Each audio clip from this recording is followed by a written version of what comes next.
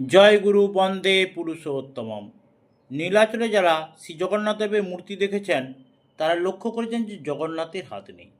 এই সম্বন্ধে প্রচলিত একটি কাহিনীর কথা শুনে থাকবেন। শিল্পী সমুদ্র থেকে ভাসা একটি কাঠ থেকে নির্দিষ্ট সময়ের মধ্যে মন্দিরের অভ্যন্তরে মূর্তি তৈরি করবেন।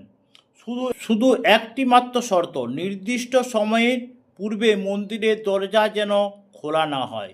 কিন্তু কয়েকদিন পর মন্দিরের মধ্যে সাড়া শব্দ না পেয়ে কর্তৃপক্ষ চুক্তিভঙ্গ করে আগেই মন্দিরের দরজা খুলে দেখেন যে মূর্তি তৈরি হয়েছে ঠিকই, কিন্তু অসম্পূর্ণ। তখন হাত তৈরি হতে বাকি। কিন্তু তার থেকে আরও বিস্ময়কর ঘটনা, শিল্পীকে খুঁজে পাওয়া গেল না। তো বয়সে জগন্নাথদেবের মূর্তি দেখেছিলাম।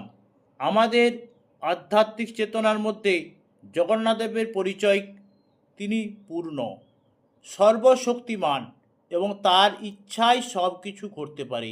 আমাদের এই আধ্যাত্মিক ধারণা যে প্রত্যেকের কোনো দর্শন চিন্তার ফলশ্রুতি হিসাবে আমরা পেয়েছি তা নয়, বরং বলা যায় প্রচলিত ধারণার মধ্যে আমাদের মানসিকতা গড়ে উঠেছে এবং আমরা কিছুটা উত্তর থেকে সূত্র এবং কিছুটা সংস্কারবশত এই সব ধারণা পেয়েছি। দার্শনিক স্পিনোজা এই পূর্ণ ব্রহ্ম থেকে একটি হয়েছে এই অভিমত হয় প্রকাশ করেছেন।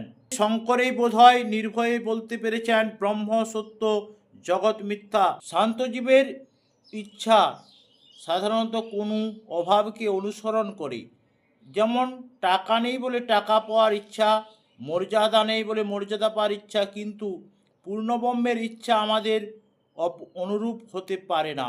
আবার কৃপা মানে করে পাওয়া। সন্তজীবকে যদি সব কিছু করে পেতে হয় তাহলে ঈশ্বরের ভূমিকা কতটুকু, তার বিধানকে অনুসরণ করে সাফল্য লাভ করতে হবে। যেমন তেমন করে নিষ্পন্ন করলে চলবে না। সুতরাং তার তরফে বিধান আর আমাদের তরফে বয়ে পাওয়া। কিন্তু আমরা সাধারণত বুঝে থাকি যেন কৃপা অর্থাৎ করণীয়টুকু ঈশ্বরে। তাই আশীর্বাদ অর্থাৎ অনুশাসনবাদ আমরা যে অর্থে গ্রহণ করি না। তুমি প্রার্থনা করবে তারপর ঈশ্বর আশীর্বাদ করবেন, এই কেমন কথা? বরং তোমার প্রার্থনায় বহু পূর্বেই তিনি আশীর্বাদ করে রেখেছেন, অর্থাৎ তার প্রদত্ত অনুশাসনবাদকে মেনে নিয়ে তোমার অভিপ্রেত ব্যাপারে অগ্রসর হওয়া উচিত।